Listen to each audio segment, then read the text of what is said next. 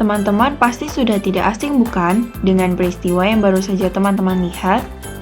Nah, dari cuplikan-cuplikan video dan gambar tadi terkait peristiwa terjadinya bencana alam kebakaran hutan dan lahan, itu menandakan bahwa bencana kebakaran hutan dan lahan sudah menjadi bencana yang sering terjadi di dunia bahkan di Indonesia.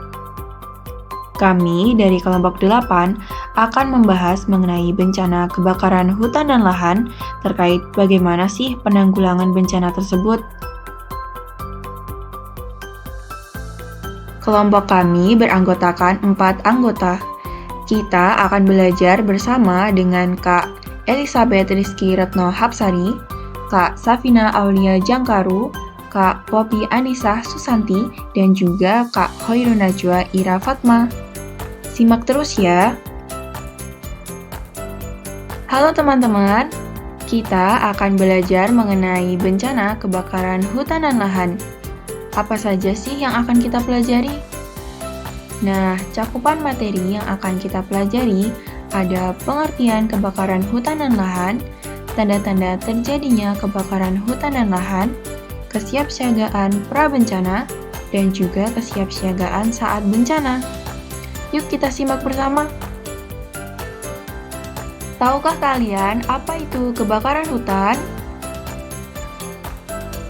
Kebakaran hutan dan lahan adalah suatu peristiwa terbakarnya hutan dan lahan, baik secara alami maupun oleh perbuatan manusia, sehingga mengakibatkan kerusakan lingkungan yang menimbulkan korban, kerugian ekologi, ekonomi, sosial budaya, dan juga politik. Pembahasan yang selanjutnya, apa saja tanda-tanda saat akan terjadi kebakaran hutan dan lahan? Untuk tanda-tanda saat akan terjadinya kebakaran hutan dan lahan dapat dilihat dari 2 aspek. Untuk aspek yang pertama yaitu dari visual dan penciuman. Yang pertama yaitu asap. Asap yang tercium dan terlihat sehingga membentuk gumpalan tebal dan dapat dilihat dari jarak yang jauh. Yang kedua, titik api.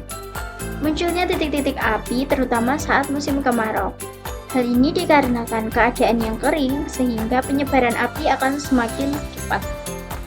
Ketiga, seperti terlihat pada gambar, kualitas udara akan menyebabkan suasana menjadi kering dan juga akan memperburuk dan ditandai dengan adanya kabut asap. Untuk aspek yang kedua yaitu dilihat dari lingkungannya. Untuk tanda-tanda yang pertama yaitu adanya cuaca kering dan panas. Hal ini sering terjadi ketika musim kemarau yang panjang dan suhu yang tinggi, seperti terlihat pada gambar. Lalu selanjutnya ditandai dengan adanya angin. Angin dapat mempercepat penyebaran api. Lalu yang ketiga, kadar air rendah yang disebabkan oleh tingkat kelembapan yang rendah pula, sehingga akan mempercepat terjadinya kebakaran hutan. Bagaimana sih kesiapan prabencana kebakaran hutan?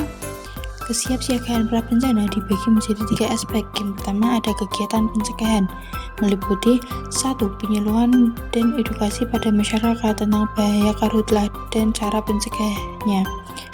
2. Pengawasan menggunakan teknologi seperti citra satelit untuk memantau titik api secara berkala. 3. Melakukan patroli rutin dan memantau wilayah rawan titik api, terutama saat musim kemarau panjang.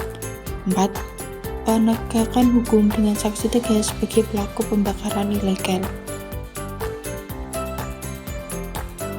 Aspek kedua yaitu kegiatan mitigasi risiko yang meliputi 1. Membangun sekat kanal untuk menjaga kelembapan lahan gambut dan mencegah penyebaran api.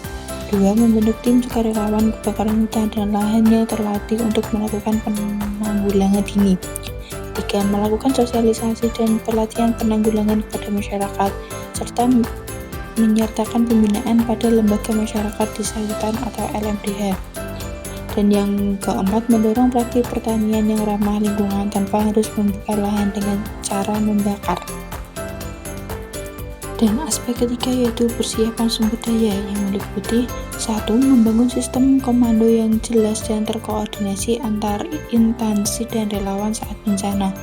2. Memastikan ketersediaan dan kesiapan peralatan pemadam seperti mobil pemadam, pompa air, dan alat patroli udara. 3. Membentuk Satgas Penanggulangan Karhutla di tingkat daerah hingga desa sebagai komando. Dan yang keempat, menyusun rencana kontingensi yang berisi tahapan tindakan sesuai dengan tingkat bahaya karhutla. Lalu, bagaimana kesiapsiagaan yang bisa dilakukan saat bencana kebakaran hutan terjadi? Nah, yang pertama, usahakan untuk tetap tenang dan segera menjauh dari area api, serta menghindari mengambil risiko memadamkan api besar tanpa bantuan petugas. Yang kedua, gunakan masker untuk melindungi diri dari asap yang dapat mengganggu pernapasan. Nah, untuk yang selanjutnya, ikuti instruksi evakuasi dari BPBD atau aparat setempat. Yang keempat, lakukan evakuasi melalui jalur yang aman menuju tempat perlindungan. Nah, yang terakhir, hindari area berasap tebal dan tutup pintu atau jendela menggunakan kain basah jika masih berada di dalam rumah.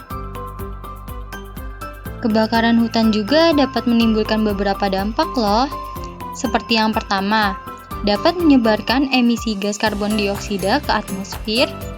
Yang kedua, terbunuhnya satwa liar dan musnahnya tanaman, baik karena kebakaran, terjebak asap, ataupun karena rusaknya habitat. Nah, yang ketiga, dapat menyebabkan banjir selama beberapa minggu di saat musim hujan dan kekeringan di saat musim kemarau. Yang keempat, dapat meningkatkan jumlah penderita penyakit infeksi saluran pernapasan atau ISPA dan kanker paru-paru.